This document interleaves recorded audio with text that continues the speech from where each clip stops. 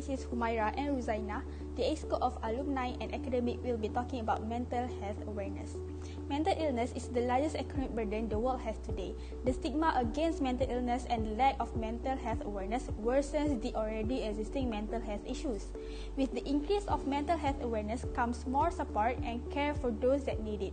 The public has the power to make a positive impact.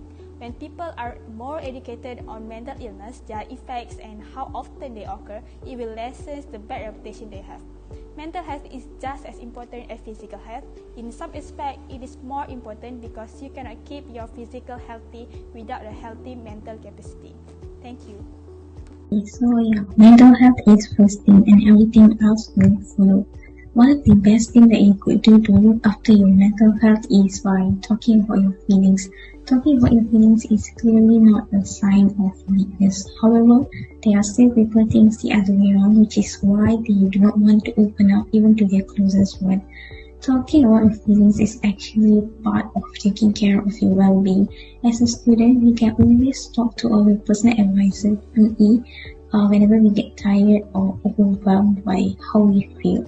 Just by being listened to can help you feel supported and can help you to cope with the things that you've been carrying around in your head all this while. Hello everyone, greetings from Yilin and Kavi.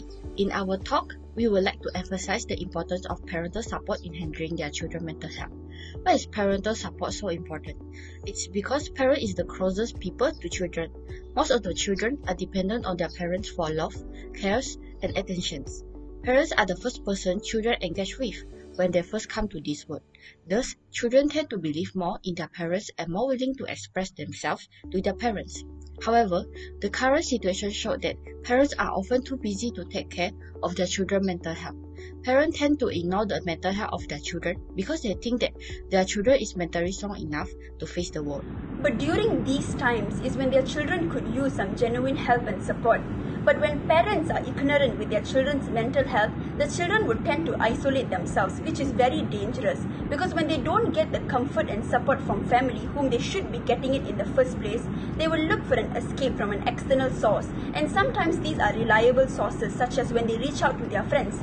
But sometimes they opt for a very unhealthy way to cope with their feelings, such as self-harm. But that should not be the way, because if you are someone out there battling this in silence, reach out for help, because you are not alone and there is still hope. Thank you. Hi guys, I'm Sri Venkataramana. In this video, my friend Isa and myself will be discussing about mental health issue and ways to overcome. Given that the majority of mental health problems develop by the age of 24, starting university is a major life transition and can be both exciting and overwhelming. Not only must students manage multiple academic and social pressures, they must also navigate developmental changes. It is alarming to know that the issues are increasing tremendously, but very few initiatives are taken to curb the rising of mental health problems among university students.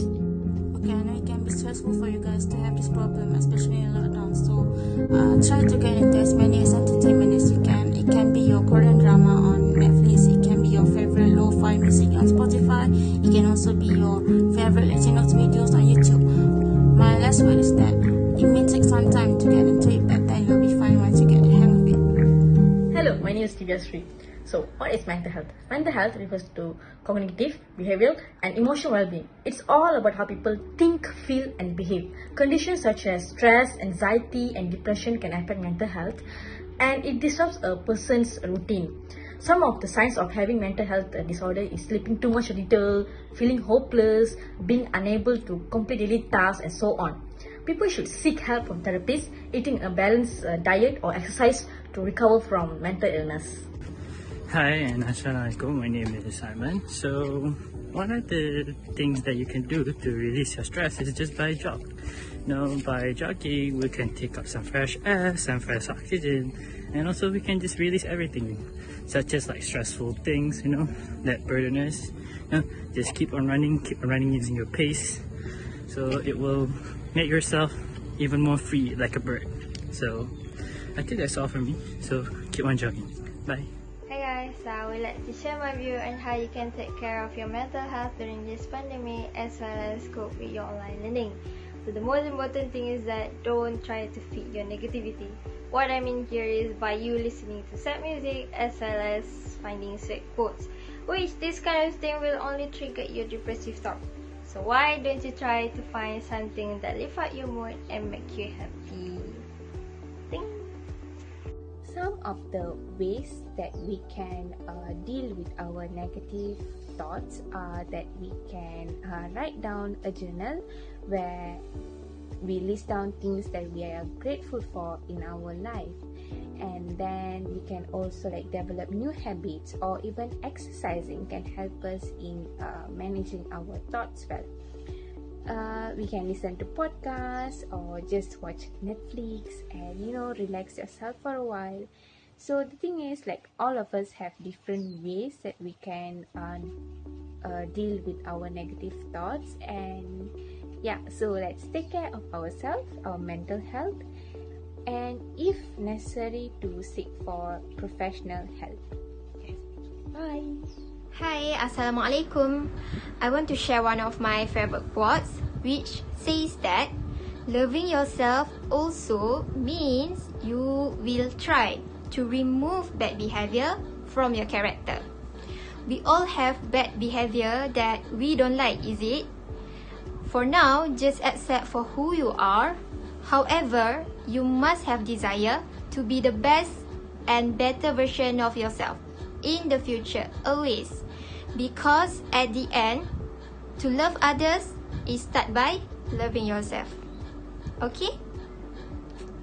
Please don't forget, supporting people with mental illness is also one of our responsibilities. So what can we do? The most important thing is to always listen to their problems. We can say something nice and promising words. Please do not relay their concerns with our own personal stories. And last but not least, a simple physical affection might just do the trick. So that's it from us. Thank you for watching. Hey there, I'm Pravina. Just my 2 cents regarding mental health issue that has been prevalent at time being. Decades may pass, and yet it is not uncommon for the most serious mental health conditions to remain undiagnosed for half a lifetime. Mental health problem arises from a long complicated process, and we simply don't notice that we are beneath the surface, chronically anxious, filled with self-loathing, close to overwhelming despair and rage. Eventually, this too simply ends up feeling normal, until one day, finally something triggers a collapse.